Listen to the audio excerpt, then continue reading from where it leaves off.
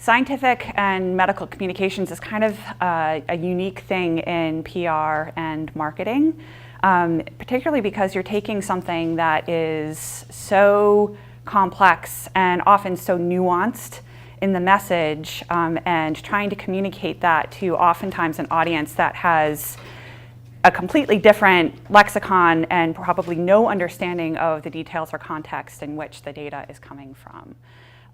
So it's something that I think takes a lot of practice. It's difficult to get right, and yet that means that we all have to try extra hard to do that. So in getting started, thinking about publication, I've found faculty and investigators to be all over the map in terms of their view about the role of public relations and publicity around their science. Very often I get the comment, I published in peer review, that's the audience that I want to reach, why should I bother with a press release? And I think one of the things to think about is, one, the journals these days are competing very heavily for readers, and they're doing press releases about the research that is published there. There are smart reporters that are out there reading the journals themselves, writing stories, whether or not there's a press release. And oftentimes, even if you don't feel engaged necessarily, sometimes your communications offices will feel that what you've done is really important and is something that they want to promote to show off how great the research institution or medical institution is. So when you think about all of those things happening, I think it's, I think to everyone's benefit, and we'll get to this, to participate in the process and to really be the shepherd of making sure that that message is crafted in a way that's accurate and to participate in helping what your science is get translated accurately for a lot of different audiences who may be consuming the information on the other side. Particularly when you're communicating to multiple audiences, it's important to think about, one, what is that audience that you're trying to reach? How do we reach those people? What is the language that we need to use? How might your messages or specific words be interpreted differently by people who don't have the same scientific understanding and background as yourselves? Definitely there are things that can go wrong, but I think by being here, you're showing that you're invested in trying to do it right, which is great. So what can go wrong? I'm going to start off with the bad and we can focus on the good for the rest of the morning. Well, I think one of the things, and particularly when it comes to medical research, and communicating things about treatments that may be very early stage today but have the potential to have a huge impact on patients, you can really raise the hopes of people that might not have that same nuanced understanding of when there's a breakthrough, how long it's going to take for that breakthrough to reach them. STAT is a new online-based publication that was launched by the Boston Globe in November. It's solely dedicated to telling the news of the life science, content ranging all the way from what's happening. There's a beat that covers what's happening in the general Longwood and biomedical area, what's happening with biotech companies in Kendall Square, what's happening on the healthcare side, the public health side. It's hugely expansive, and they've hired a lot of really top-notch reporters to cover their content. So two of the reporters that they've brought on board write a column called the Watchdog column. This is Ivan Oransky and Adam Marcus. They also run a blog called Retraction Watch, which is meant to look at, I think, integrity of scientific communication and research and publications, and kind of what happens, why are so many papers being retracted these days, and what can we do to fix the problem. And they feel like their role by kind of calling out and dissecting, not necessarily, sometimes it's the journals, sometimes it's the research, sometimes things just change in terms of understanding. But they wrote about, in STAT, an article called Press Releases Stink, and why does this matter? And when I saw that, as somebody who has dedicated their profession to helping companies and researchers write press releases. I had to read it. And it talks about this institution in Phoenix called the Translational Genomics Research Institute. As far as I knew before this, fairly decent reputation, a lot of top-notch oncology professionals working there, but their institution put out a press release about a new treatment for glioblastoma multiforme. And they highlighted in this press release that there was a breakthrough treatment for this disease that really has no good approaches right now. And that this treatment was FDA approved, which is, really, really exciting if you took that at face value. Unfortunately, that wasn't the case. And a patient with glioblastoma saw the press release directly and contacted the institution and said, how do I get this? I've been recently diagnosed, I want to get treated. And the institution had to admit, well, it was only approved for use in dogs. And it was heartbreaking to the patient and his entire family, who really had their hopes raised. And I think the institution was looking to kind of highlight what they thought was exciting and important, and left out some, whether intentionally or unintentionally, to draw attention to that paper and that press release, left out some, what might seem like a minor detail that just, again, devastated, a person's world when they thought that there was something on the horizon for them. So, the fallout here is that, when things like this are written about in the popular press, it really calls all PR into question. That wasn't the only case of something like this that this story highlighted. And so it really makes you think about, okay, like, not everybody is doing it correctly. It just raises the bar to want to do it better for me. And again, like, I think having people who really care about getting this right, it's going to turn the tide. If we, are going to try to do this right, what is the role of doing a press release in scientific communications? And I think, the way that I look at this, I back up and look at, for any purpose, what is a press release? It's meant to reach specifically members of the media. The media I see as an audience that's a conduit to reach any of the target audiences that we're really trying to reach. So you think about, you have your research, you're going to be writing it in a press release for another audience that's then going to help telegraph your message to yet another audience. So, the presumption is when you're writing and putting something out to the news media, you're going to be announcing something newsworthy.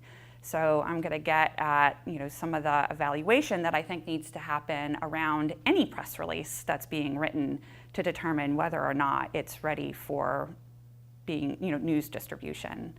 But I also, again, see press releases as an important vehicle for extracting information from something that is very complex, helping to simplify it, into a context and language that can be understood by a very broad audience. So beyond what press releases are for themselves, why might you or your institution want to put out a press release?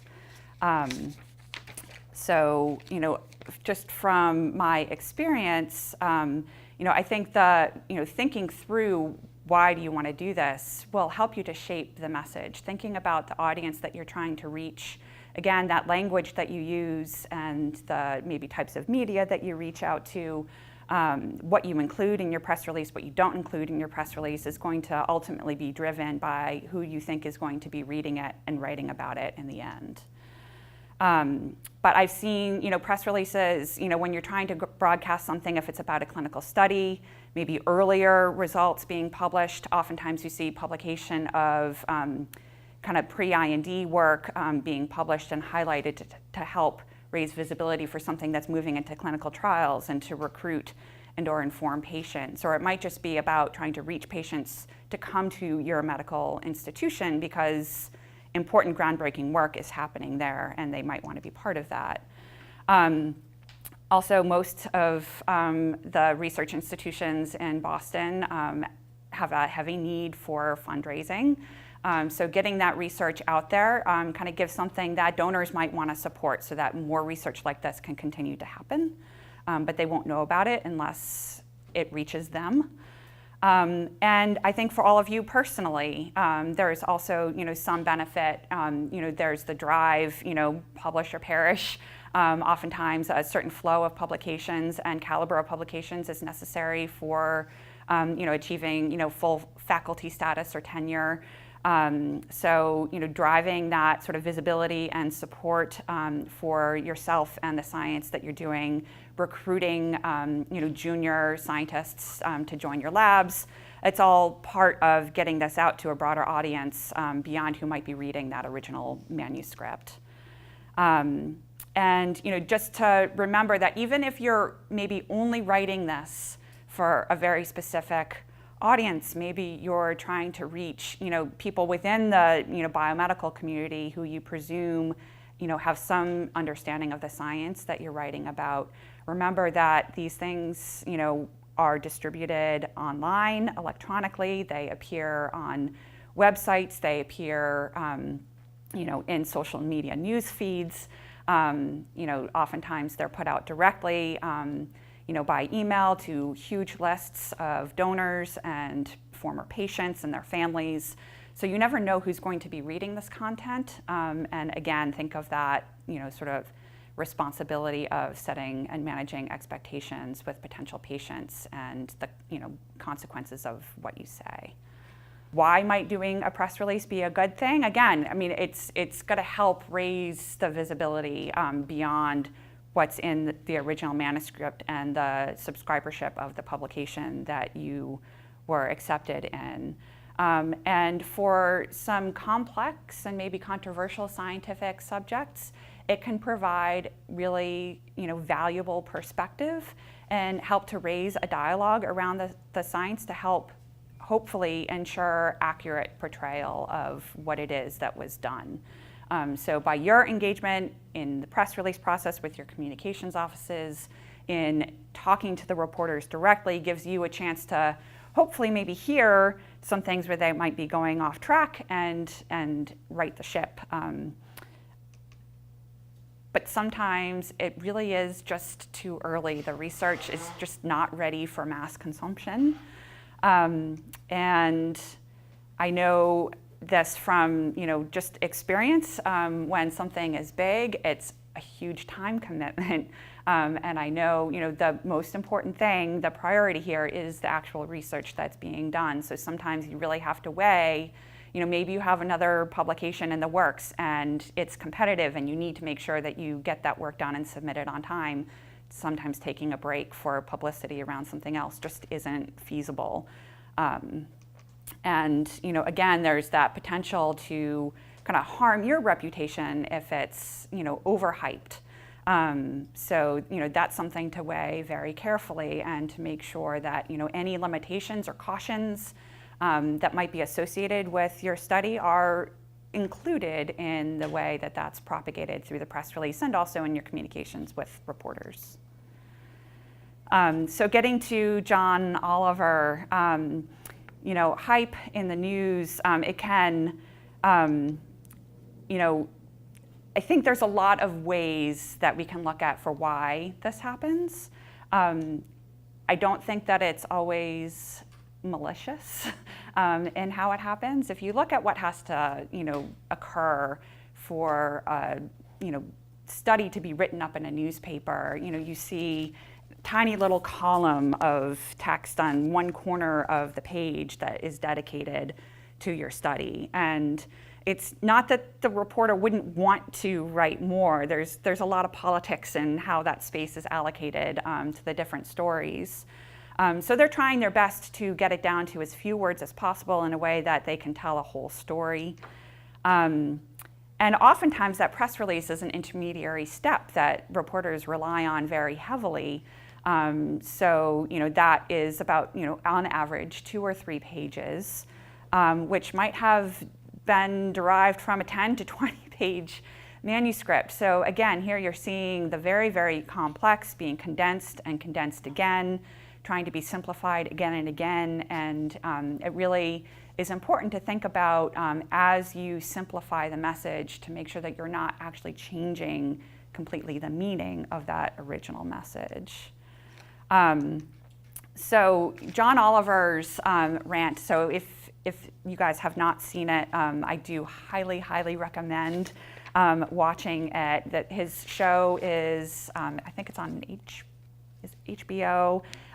It's called Last Week Tonight with John Oliver, and his session aired on May 8th, to go look it up, and it's called Scientific Research.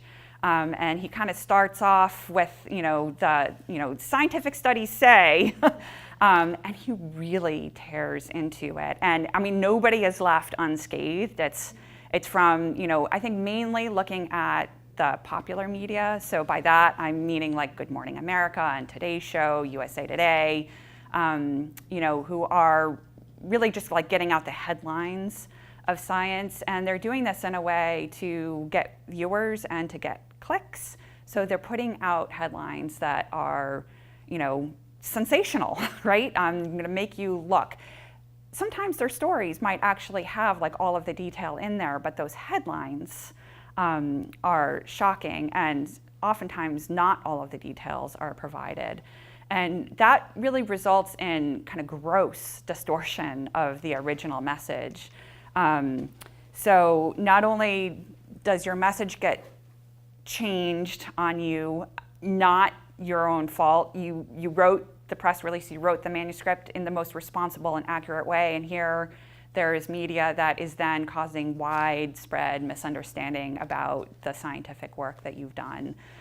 So I know that can be really discouraging because there's not a ton that we can do to control that process, but I think it is important to just be mindful of that. When I started out in PR, I thought, getting on 60 Minutes or getting onto the Today Show would be like the greatest thing ever because it reaches such a broad audience. And over the 20 years that I've been practicing, I think, while in some cases that kind of publicity and simplified message I think can be good, it kind of raises public awareness and interest in science, there's a lot of downside to it too, and maybe it's better to have somebody like, Sharon Begley, who now writes for Stat, to write about your science, somebody who has the years of experience and commitment to getting it right, and still communicating it to a broader audience. So in terms of how this happens, another thing that John Oliver raises in his piece is that often, as I said, this is headline news, and sometimes the headline is the only thing that gets read. So I want to take a little bit of time to think about getting the headline right.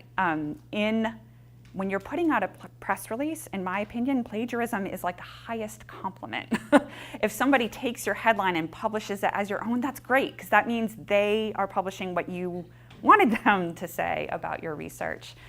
So if you can kind of get your heads, in line with maybe what the motivations of a journalist is, and again, working with your communications office, kind of come up with something that is short and catchy, but yet accurate. I think, again, we're going to be a lot better off in terms of how that game of telephone happens in the translation of the science. So this is from another recent study and headline that was widely publicized in the news, and they cover a study that had the headline of "Swaddling and SIDS: Why Scary Headlines Got It Wrong."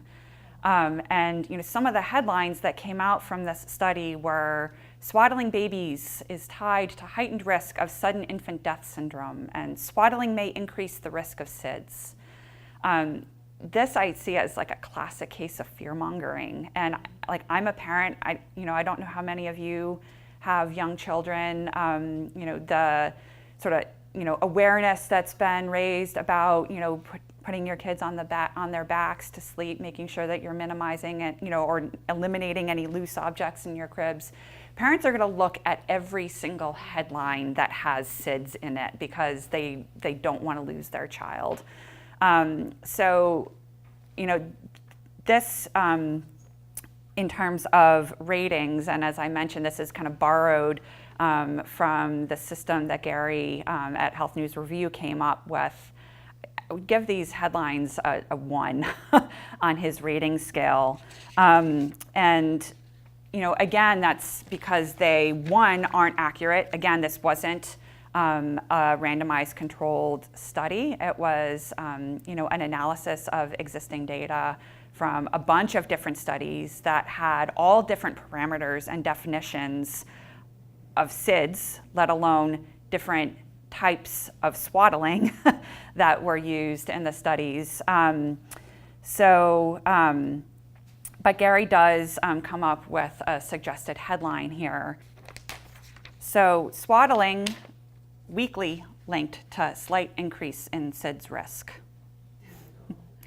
And you might think, like, who's going to read that, right?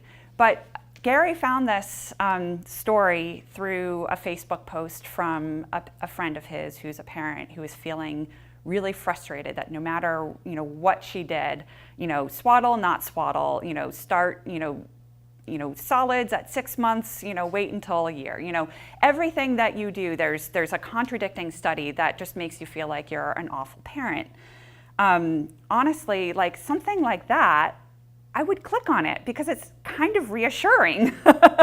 It's showing that, yes, like there's not something definitive here that I can rely on as a parent, and yet, I'm gonna actually look and see what was done in that study, and hope that I see things here that, 1, like there's nothing that's gonna change the current practice, so what I've been doing, I can keep doing, and that's reassuring. So.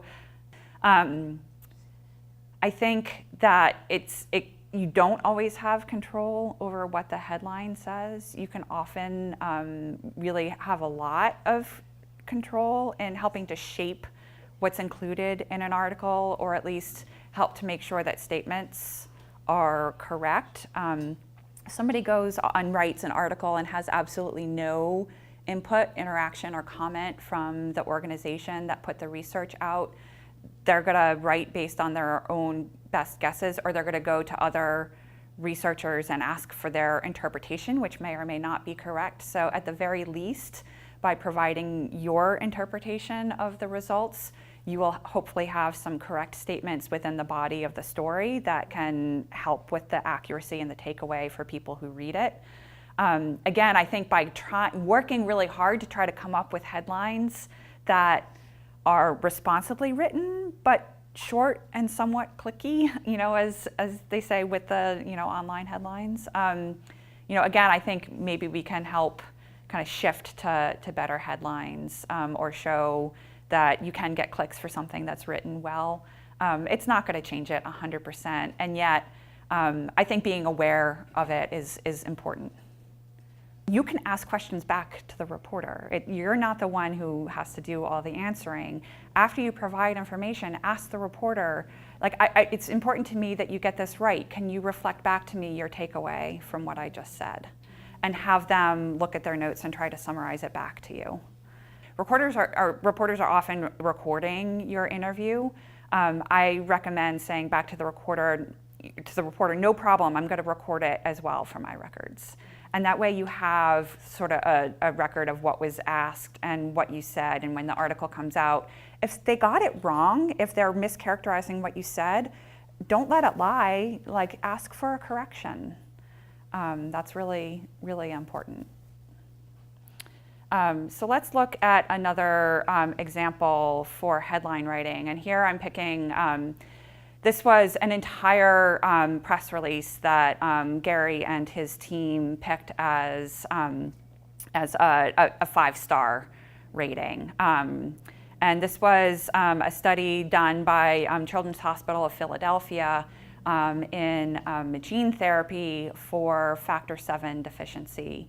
And the headline was, "Gene Therapy for Rare Bleeding Disorder Achieves Proof of Concept."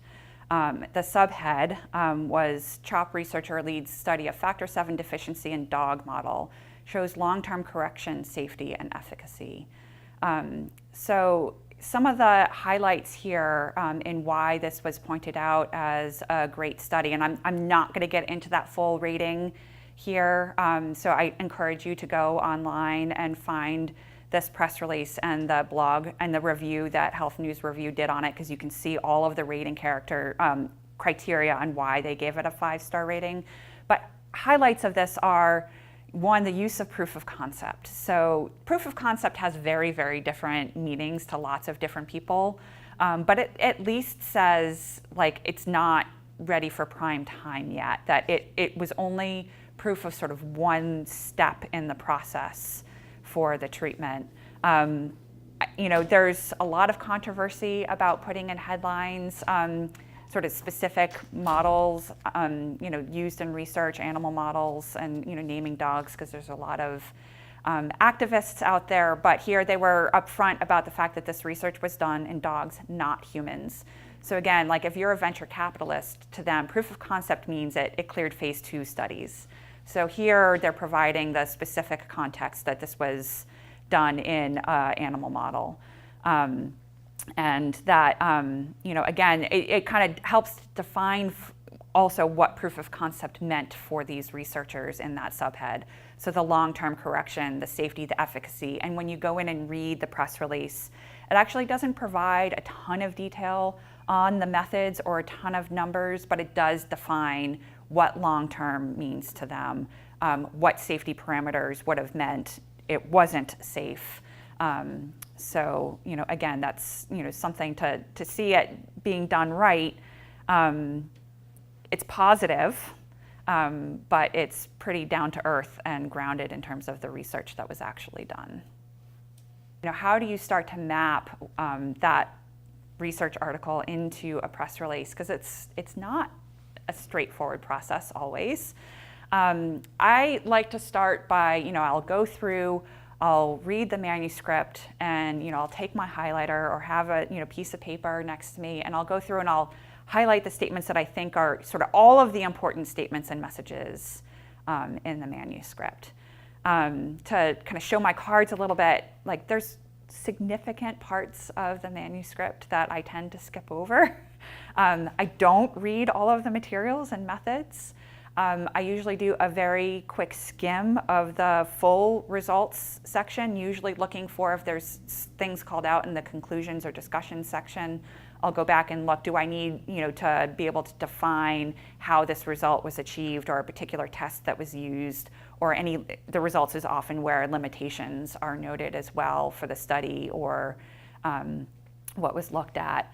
But in the process of writing those manuscripts, and all of you have done this, I'm sure, if you've been the one writing it as the primary author, know the abstract, you already have to do a lot of work to provide your work in a broader context of why the result that you achieved matters and is worthy of publication in the first place. You probably also had to write some kind of pitch or message to the editors when you were submitting the article. And I love it when I'm working with a researcher and they send me that pitch because that, to me, in their own words, not in the context of what was actually written in the manuscript, tells me why this was important to them. So after one person did that, I just started thinking to ask for that because I just found it so valuable for, if I'm going to write a quote in that researcher's words or things like that to draw on that language. And then the discussion section, really helps to bring it all together. It talks about the results.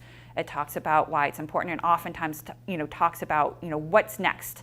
We achieved this. What do we need to do now to advance this further down the line? So going through, just looking at those key places and writing down all of your messages. The next step in formulating a press release, which really has to take what follows the format of a manuscript and trying to put it into a different kind of narrative, it helps to group like with like. So taking a look at all of the messages that might be in different parts of your manuscript in different places, trying to group them together into logical categories is going to be a really good place to start. And here is kind of where you start that whittling process where you can't communicate everything. Again, you're trying to go from something that is really long and complex and getting to that essence of what is most important for me to communicate to a broad audience so that they can accurately understand what I did and hopefully understand why it's important. So here you need to think about audience. And that audience, the primary audience that you're trying to reach, is going to help you to prioritize the messages that rise to the top. And I suggest kind of limiting yourself to 4 or 5 main points that you want to emphasize in the press release, and then to build the announcement around that. So again, you'll be thinking about as you start to prioritize, what is it that you need to communicate so that somebody can accurately understand you? What is the audience that you're trying to reach? Is there something that you want that audience to do with this information? Is there some kind of action? Are there sort of sub-messages that you need to address? Are there sort of questions or concerns that a person who reads your headline might raise, and make sure that those concerns are addressed? So that kind of gives you a place to start with information. And I do feel strongly that even if you're writing for a fairly sophisticated audience, that you should start very broad. Write your headline and at least the first paragraph so that almost anybody could understand it. And this is like one of my favorite quotes. I think it's really overused in the PR industry, but that's okay because I like Albert Einstein. You really don't understand something unless you can explain it to your grandmother. And so often I use that check and realize I just don't understand what this is. I have to go back and ask more questions. So, getting to that and, simplifying it, and this is going to be a process of iteration. You're probably going to try it once or twice, and it's still not going to be there. It's probably still going to be technical. So I recommend doing this with somebody that maybe is not familiar with what you are doing at all and trying to explain your research. And this messaging process is going to take you really far. It's not just going to be for your press release, but it's going to get at, again, that elevator pitch or positioning that you're doing to write about your lab for the website, or your personal description in your social media profile, or kind of any of those places, thinking about how to really simplify that message so that anybody will get what you're doing and why it's important in as few words as possible. You'll end up using that again and again and again, so it's worth taking the time. Thinking about organizing your messages. Sometimes it's enough to just to do some highlighting and kind of grouping on your own, or kind of using different color highlighters. If you are trying to map something that has a lot of different messages, or you want to be able to do that exercise of prioritization to see which message is most important and what messages are supporting that point, sometimes mapping it out in a visual schema can be helpful. So your central message goes along the very top, which is your headline. You might have some sub-messages that fall below that. Those might appear in the next level down, like a subhead. And then you're going to have your proof points that are going to substantiate any claims that you're making in that headline and maybe the first paragraph. So again, people think differently. Sometimes visual techniques don't work. Sometimes a flowchart doesn't work. Something more organic works better. So definitely I'm going to encourage all of you to kind of do what works for you, but go through the process of trying to identify those messages. One of the things that we really wanted to make sure that we came back to, and I think this, it comes, it ties to audience, it ties into some of the questions that I was going through with all of you about sort of why are you doing the research that you're doing, or what is your lab focused on.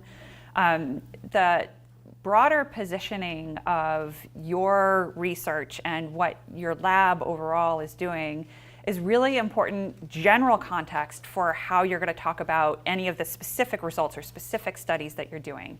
So that's really the difference between sort of thinking about like a press release about a individual study, and then the broader statement about one, sort of what your research focus is and where your lab fits into the overall mission of where it's located and the types of researchers that you're trying to attract to come to your lab. And that is more what we would call the positioning statement. Positioning statement is going to appear at the end of your press release to help provide that background context of who did the research and where is it coming from. And it might appear just before a positioning statement from your institution and or like any companies or things like that if there was corporate collaborators. So I think thinking through that is important for the context of what we were talking about today with the press releases, but also in thinking about your own promotion. If getting your research out there by press release is part of promoting what you are doing individually and attracting researchers to your lab, it's worth thinking through. So in writing these, and again, I could do like a whole nother like 3 to 4 hour workshop on developing the positioning statement and how you go through doing that. But when you write a description about what you're doing, when we're doing this for companies, because sometimes it seems like every single biotech company is trying to save the world, it's helpful to go through some gut checks about how effectively is that positioning statement helping you to stand out from all the other labs who might be doing similar research. So I've given you just a couple of qualities here to think through, and that's, is it unique? Is it important? And again, I think everybody goes into a field or works so hard to, become a faculty member, get your PhD, kind of push through because you really feel strongly about the importance of the research you're doing. So how effectively are you communicating that? Is it focused, or is it kind of wandering and including the laundry list of everything that you're doing? This gets back to claims and sort of my harping on credibility here. Is it instantly believable? Is it accurate? Is it action-oriented? What is the outcome that you're trying to achieve? Or is there something that you really, like, is there a call to action? You want people to feel fired up after they read about what you're doing. Is it timely and lasting? That might seem contradictory there, but the timely piece gets back to context, which we're talking a lot about. And then lasting is you don't want to have to edit this like every single time you're making an announcement, or have to go onto your website or your Twitter profile and be editing this statement. So you want it to be bigger picture enough that it's gonna last a little bit until maybe there's a major change in the field that you need to add and reflect. And then managing expectations. So we talked about that sort of, the hope and hype and the consequences of that, but also the managing expectations of what are your goals for a research institution, and are they sort of achievable? And when you talk about what the mission of your lab is it helping to set you up for success the next time that you have a publication? If you're talking about the goals of your research and then you're putting out a publication about how one of those goals are met, it kind of all comes together. So one of the academic researchers that I think just had in his career has done a phenomenal job with both science and communications is Jay Bradner, who was at the Dana-Farber, and the lab still exists. And I thought they did a very nice job with their positioning statement. So I'll just take a moment to read it. I put in Dana-Farber in brackets just for context here, since I was extracting it from their website, it didn't have that. So the Bradner Laboratory is developing insights, creating molecules, and establishing therapeutic strategies to control gene expression in cancer.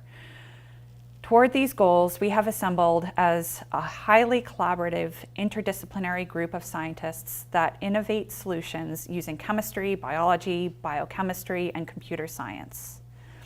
Our scientific objectives are to understand pathways of gene regulation, to create technologies that accelerate cancer research, and to translate these ideas as curative cancer therapeutic strategies. Our mission is to train young scientists at the intersection of these fields and to deliver on the promise of targeted therapy in cancer, while exemplifying an open source model of basic research and therapeutic discovery. So some of the reasons why I really like this, it's pretty technical still. So like if you're a non-science donor coming to the Farber's website or thinking about supporting that lab, it takes a little bit getting through. But you really get a good sense of both very high level, what are the broader sort of mechanisms in oncology that the lab is interested in investigating. It's not kind of everything. And are there sort of particular strengths in terms of the types of technologies that are coming out of that? So I think his lab, I would say, is recognized as a chemistry, like biology lab, and one that's really advancing the development of new candidates using that technique. And then I love that at the end, there's a real pitch there for what is it like to be a scientist within the lab. So it's not just talking about broader, what are they working on, but sort of the culture that that he fostered in building the lab and bringing scientists into it. Positioning is like a press release or any other messaging exercise, taking a whole lot of messages about what you're trying to do and distill it down into something really succinct. To help you think through this, I am very visual in how I like to organize information. But there might be sort of key categories of messages just to help you kind of brainstorm and categorize what it is that you want to say. And so, the platform might be, the broader, the types of technologies or tools that you're using to, investigate your research, like the chemistry, the systems biology, those kinds of things. Maybe it's specifically epigenetic research or kind of whatever. The opportunity I see is that broader kind of market, in your field, what kinds of questions are you trying to answer? So that in the Bradner Lab description, that very first sentence I see as tying back to the opportunity. Milestones, again, sort of what are the things that you're trying to achieve? What are the goals that you've set up to, measure success for your research? And the team, is there something particularly unique about the team that is currently within the lab?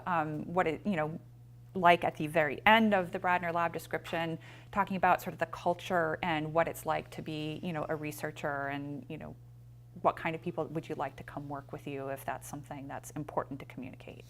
So again, it kind of helps you get a whole bunch of those messages down there. And some categories to help you think about it, and then you can extract, as that was 4 of the sentences that you think really summarize and articulate it the best, and that kind of helps you then distill it into that one paragraph.